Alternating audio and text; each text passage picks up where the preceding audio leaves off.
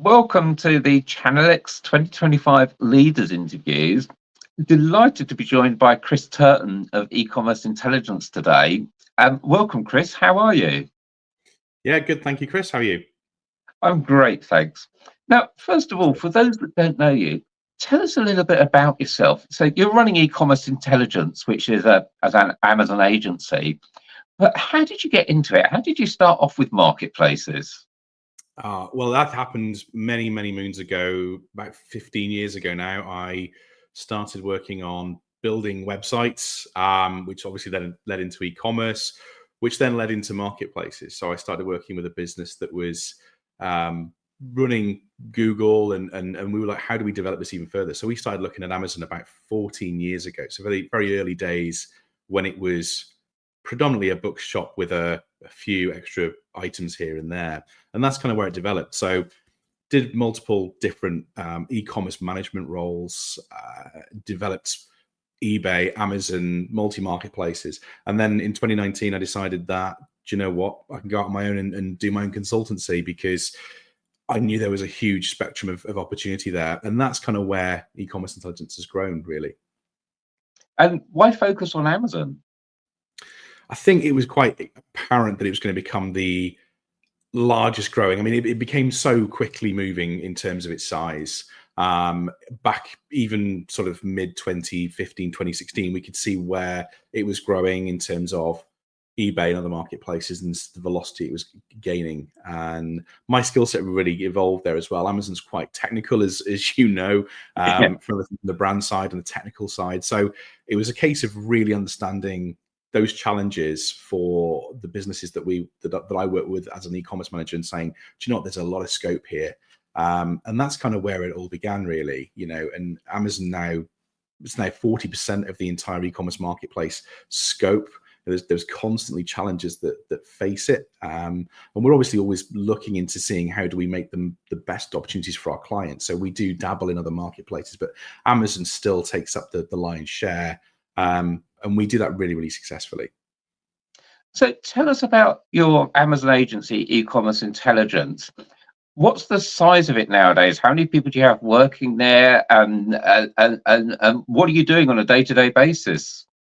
Yeah, we're classed as full service. And for me, I think all Amazon agencies need to be full service, because everything has an effect onto other things. So we talk about the Amazon flywheel, the advertising impact on the ranking of your products and the process and the organic flow of your products. That's only as good as the customer journey you provide. That's only as good as how well your seller account works. So it's very important that we do everything. So we're classed as full service. We cover everything. We basically take the keys to the account and grow it. We develop that brand and grow exponentially, and face off competitors.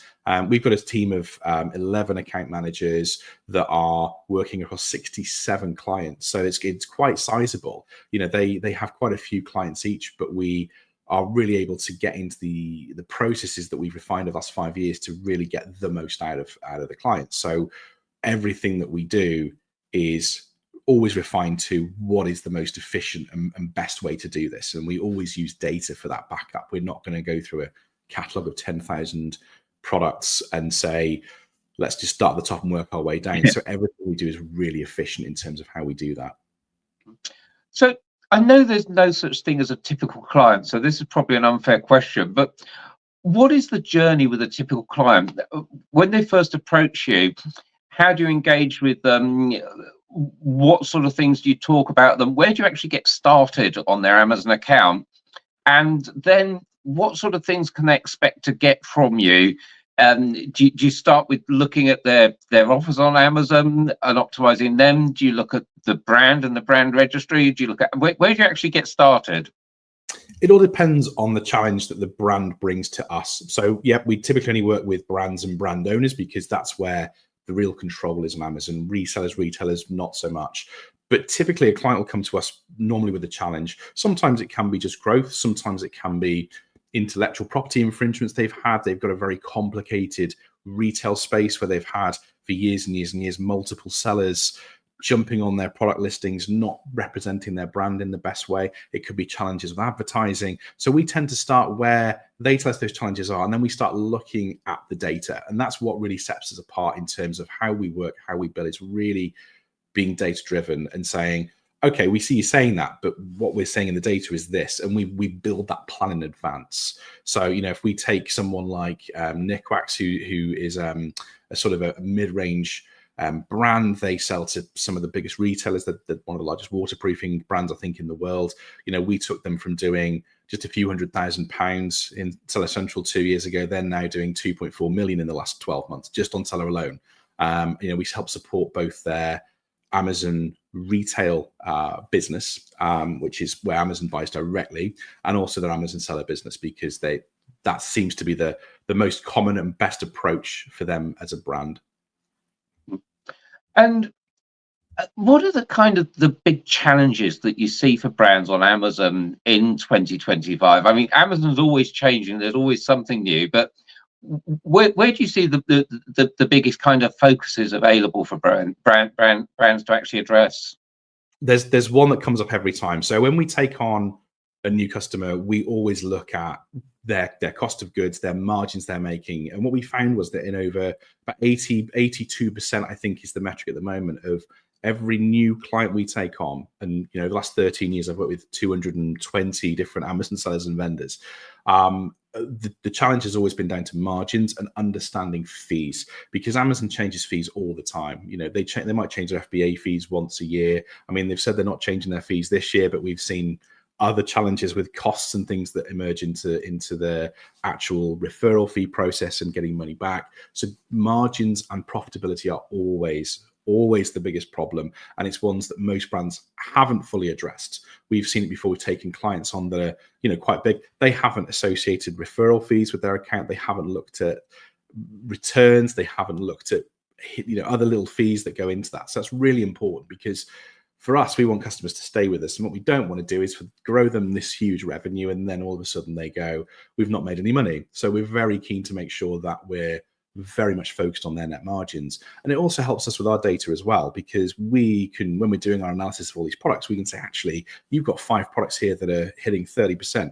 You're focusing all your time on this bestseller from your website. It's not clearing any profit. So what's the point? You know, there's no point in just making sales for sales sake. So margins is definitely the biggest challenge for brands since I started doing this. And that continues to do so, because the ecosphere of how fees and margins work is always changing. You know, that there's always something new, there's something different. You know, there's pricing concerns that brands have with retailers if they're selling to other, you know, major stores, because Amazon will price match. So margins is certainly the biggest challenge. Second biggest challenge for brands, I think, is to do with intellectual property. There is a huge amount of brands, major brands, and I don't know if you've seen on my YouTube channel or on LinkedIn that I post regularly, massive brands like Emma Bridgewater. They are losing, I calculate, somewhere in the region of 1.5 to 2 million pounds a year, because they don't control their brand on Amazon. Other people are selling their products, but the information that those sellers are using isn't always probably to the brand standards. You know, if you compare them to a competitor like Port Mary, and they're really pushing. So there is a real major brands are missing out because they're not controlling and supporting their IP, because they may see Amazon as being a challenge or a difficult part of their business, but ultimately they lose out. And especially because so many Amazon Prime customers, 14 million in the UK, start their searches on Amazon, and they want to make sure their brand is there and central. So that's definitely another challenge, is intellectual property concerns and control. Another challenge for Amazon brands is the retail to seller piece. So as we've seen, Amazon vendors, so people that sell to Amazon directly, some of them are now getting emails to say we're stopping our vendor relationship with you.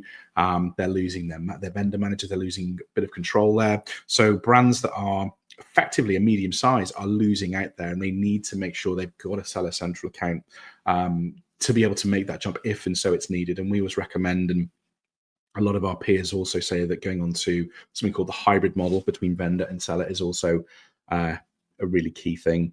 Another challenge, again, that falls back into margins and profitability is the cost of advertising, because advertising is Amazon's biggest moneymaker. Those costs continue to go up just because of not only new tools, but higher competition. There's more brands, there's more being a cost per click model, more people are investing. So those costs are going up as well. So it's really, really important right now for brands to take heed of their margins and understand not just their advertising costs, but their total advertising costs, because we know that organic sales is impacted by advertising. It's not just the advertising alone. And again, you have to know those numbers perfectly in order to understand your margins. So those are three really key challenges, I suppose, but they can also be opportunities for 2025 for all brands. And talking for opportunities for 2025, what are the biggest opportunities do you think are available for brands in this year? There's certainly new areas that are coming aboard with Europe and expansion into there. So it looks like Amazon are finally streamlining that process since we had Brexit and the issues with pan-European FBA. It's a thing that a lot of our clients are asking for, is kind of developing their presence within Europe. Of course, that brings a few challenges as well in terms of some of the red tape and the costs and things that are involved in there. But there is certainly a huge opportunity there in terms of what's available. And I can't remember the figures off the top of my head, but they are very, very small amounts of US and UK brands are currently selling in Europe. So that there is a huge opportunity for brands to really get into those spaces, specifically in Germany, which is a bigger e-commerce market and a bigger Amazon market than the UK. So that is definitely a huge, huge area. And of course, the overall opportunity is, of course, making sure the brand awareness is there, making sure that those brands are in front of customers, because, you know, Amazon's still really huge. We're seeing kind of diversions to things like TikTok and Temu and Shein, where brands are getting into those spaces. People are starting to buy on there, but Amazon is still taking that huge market share, and people are still using that, as I said before, as their initial discovery piece. You know, that's a huge part. So the real opportunity is making sure that brands are there. I still believe there is a lot of money to be made for in terms of margins and profitability. It's just that I don't think a lot of brands really understand the true core of what they're trying to price, and everyone's mindset seems to be to price to the bottom, to be the cheapest, and that isn't always the case. We've seen people putting their prices up and they actually making more sales and making more money. So it really depends on your strategy and how you present that. So coming back to e-commerce intelligence, Chris, there are quite a few Amazon agencies and consultancies out there. What's kind of given you the upper hand over the past five years or so? And why should a brand consider coming to work with you rather than one of the other agencies? What we've done is we've built a product from the ground up. We've used no investment, no costs. I started the business using my own sort of money saved from my salaries and paid our first employees from that. And the way we've always built the business is around a costings of an hourly model. And the reason we did that is I worked with, they are, I won't name them, but they are probably one of the biggest Google pay-per-click agencies in the country. Now, I started working with them 15 years ago. And we were basically told that we wanted to develop more development, more growth, and kind of better rapport for their clients. And they wanted to see how they could build value, as they defined it. They wanted to build value into the brands they work with. So I went back with a load of suggestions and said, look, we could do more on landing pages. We could do different ideas. That was sort of shot down. I brought it up in a meeting and I said, look, you're asking me to provide value. This is what we can do to really get conversion rates up. We can look at these kind of tools to help build value, to help get their cost per acquisition down, which is what all brands want.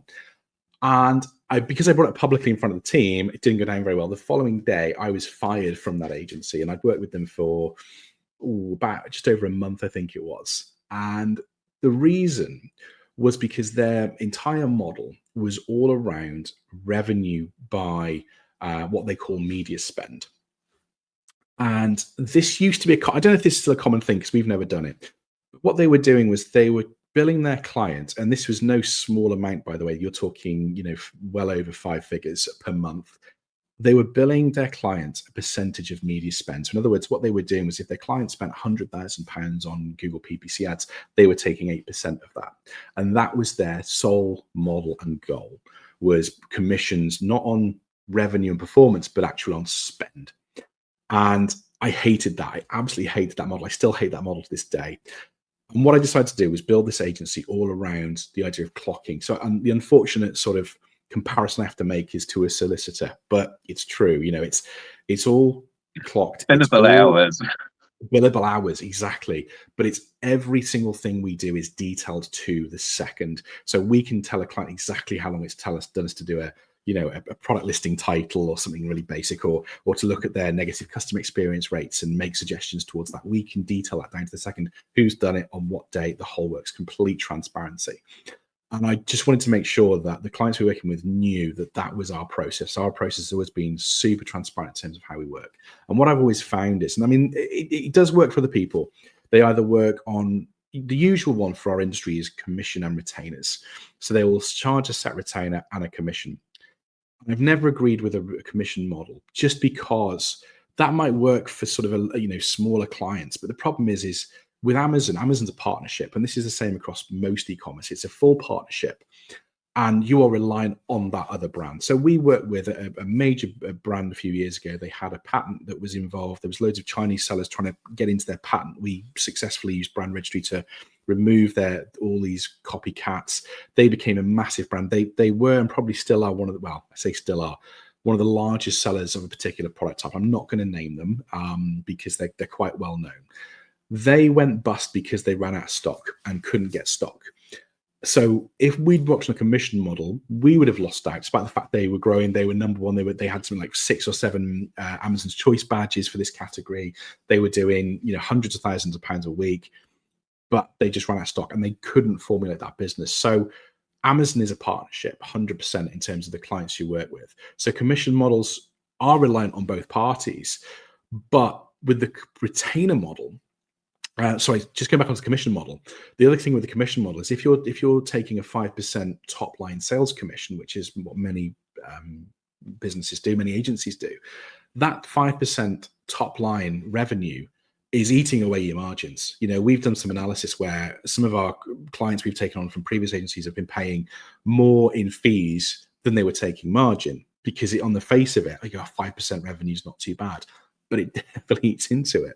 And then the retainer model, which is what many do, is they are doing a set amount of work for a set amount of value, but then for the agency, the value is for them to drive down the amount of work they're doing, but maintain the retainer value. And I've seen that happen before as well. So there is still distrust in terms of a lot of work that a lot of agencies, I believe, do for the clients, and our transparency is what's helped us. So we've grown several businesses. I've just mentioned that other business that we've taken from, they were doing about 200K a year to doing 2.4 million in 2 years. We've brought down a really major £1 million Amazon ad spend business, a major furniture brand that sell to Habitat and Argos, and they sort of white label their product. We brought their TACOS figures down to 3.7%. So every £3.70 they were spending was generating £100 in revenue. But actually what that's done is it's given them additional revenue. It's given them of £750,000 at zero additional cost, because we don't charge the commission, we don't charge them a tenner, we just charge them for the work we do. So it's value throughout. And we use project management software, so we have a plan in place. That's what's kept clients with us for 3 or 4 years now, and we only keep them for 3 months. We have our average client stays with us for 17 months now. And like I said, about 30% have been with us for 3 or 4 years. So that transparency, I think, is what's allowed us to really take hold of this industry. And I don't want to say I say we're one of the biggest agencies, because I don't know how you'd measure that, but we're definitely sizable. We're doing, I think, 50 million in Amazon revenue for our clients a year. We work with some really major brands, some high street brands.